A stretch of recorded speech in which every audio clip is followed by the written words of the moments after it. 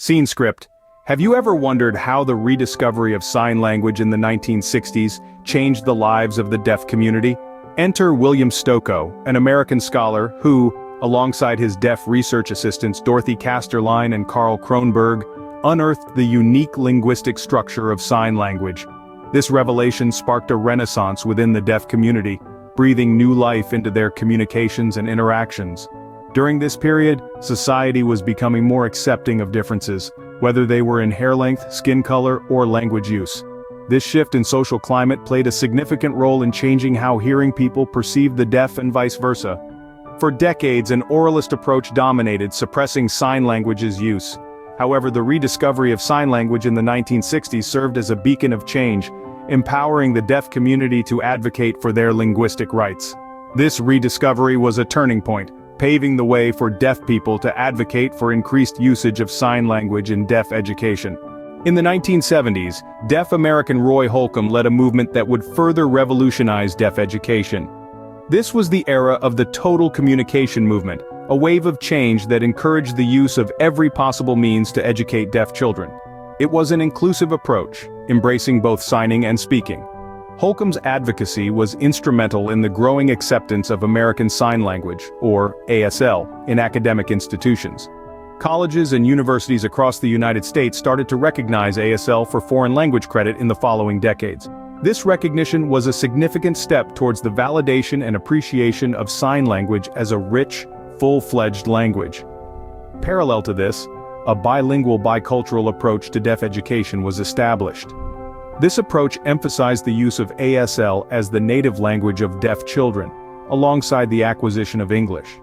It acknowledged the unique linguistic identity of deaf individuals, while also equipping them with the tools to engage with the wider, hearing world. This movement not only transformed education, but also gave a new level of acceptance and recognition to the deaf community. 1988 marked a significant year for the global deaf awareness movement. It was during this year that Gallaudet University, the only liberal arts university for the deaf in the world, became the epicenter of a momentous protest. The outcry, famously known as the Deaf President Now movement, was sparked by the appointment of a hearing person, Elizabeth Zinsser, as the head of the university. The deaf community rallied, demanding a deaf president to lead them. After a week of persistent protest and generally positive media coverage, a profound change took place. American psychologist I. King Jordan broke the glass ceiling, becoming the first deaf president of Gallaudet University.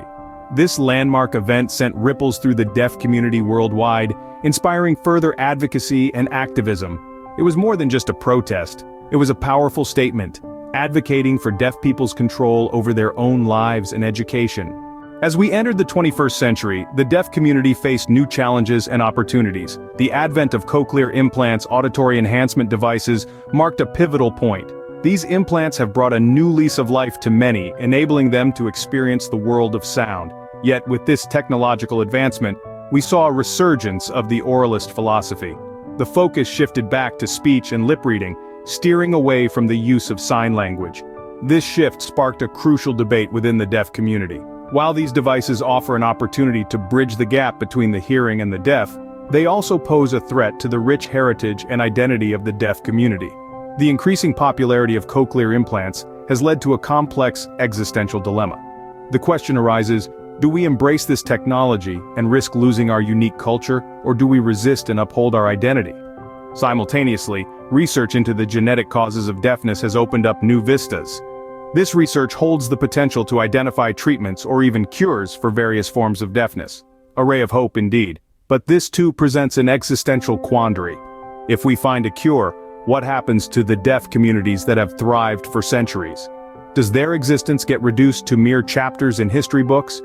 But let's not forget, the deaf community is not just about sign language or the shared experience of deafness. It's a vibrant, resilient community that has prospered and politically organized across the globe.